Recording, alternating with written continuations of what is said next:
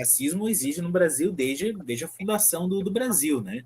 Mas em que momento a gente pode começar a falar em antirracismo, nesse sentido de, peraí, tem alguma coisa muito errada aqui, a gente precisa mudar isso. A ebulição, ao meu modo de ver, apesar de ser jovem, ter 35 anos, para a política antirracista, ela tem um sinal com KO, quando deixa de ser crime de contravenção e passa a ser crime inafiançável. Mas isso em 88. E até ali a população, principalmente a população preta, eu digo aí com muita propriedade pelo fato de ser preto, de ser negro, ela tinha ainda na sua mente o resquício da escravidão. O que é o resquício da escravidão? Nós estamos em 88, nós estamos só há 100 anos da abolição. Então, o registro, a fala que vem sendo passada dos nossos ancestrais até, eu vou dizer, começo dos anos 90, é a seguinte: olha, o preto tem seu lugar. Eu vejo fala, por exemplo, eu tenho um avô que tem quase 90 anos. Um dia ele brigou comigo, sabe o que ele falou para mim, Pedro? Ele falou para mim assim: você é um burocrata do governo. Você luta contra os pretos. O que um cara de 90 anos está querendo falar com isso?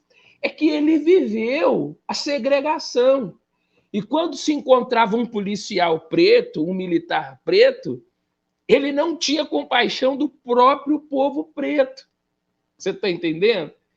Então existia aquele negócio: o preto tem seu lugar, existe a profissão para preto, existe o bairro para preto, não declaradamente, como é nos Estados Unidos, mas no Brasil a gente sabe que isso existe. E esses paradigmas começam a ser quebrados. E quando isso entra em voga de fato, quando essa discussão ela toma conta realmente, ela se torna latente após KO, e depois eu quero citar Abdias também, em um outro tempo remoto, e aí a gente vai falar que é no começo dos anos 2000, com a inclusão de cotas por cor da pele, por classe social, por onde mora. Aí você provoca o quê? Um choque agora cultural. Eu estou escrevendo um livro que chama Dos Bastidores da Política e eu dedito um capítulo a falar sobre isso, esse choque, aonde você obriga, e aí o governo 1 do Lula tem essa sacada que era de KO, que eu vou citar aqui daqui a pouco, que é o seguinte: de você forçar o diferente a conviver com o diferente até eles se entenderem. Então, eu acho assim, a grande ebulição, né, o fervor da política antirracista, ela começa, de fato, no ano do Lula 1.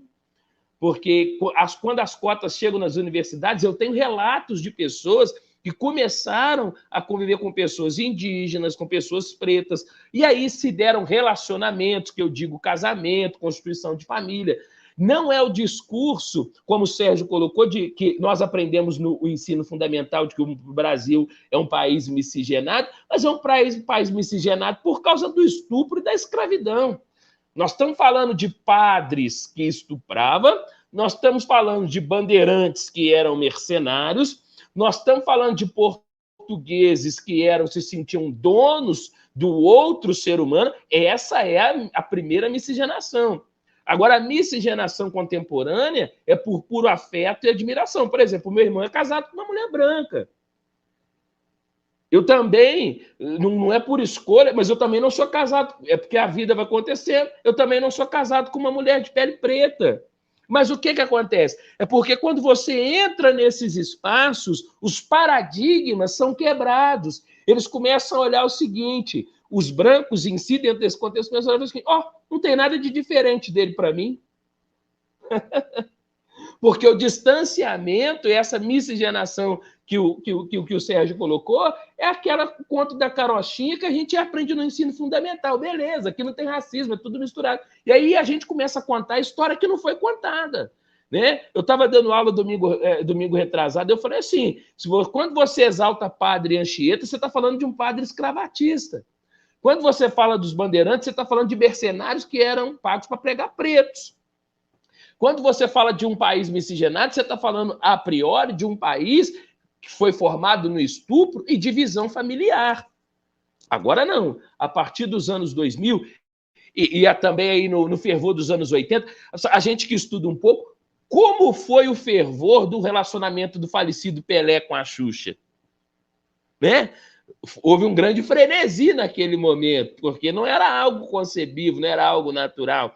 E naquela época a gente só sabia que preto que se relacionava com o branco era artista, ele era rico, diferente de hoje. Né? Então, assim, respondendo à questão, as políticas antirracistas, ela entra, de fato, na pauta brasileira com muita veemência a partir do ano de 2002, através das cotas sociais. Haja vista que K.O.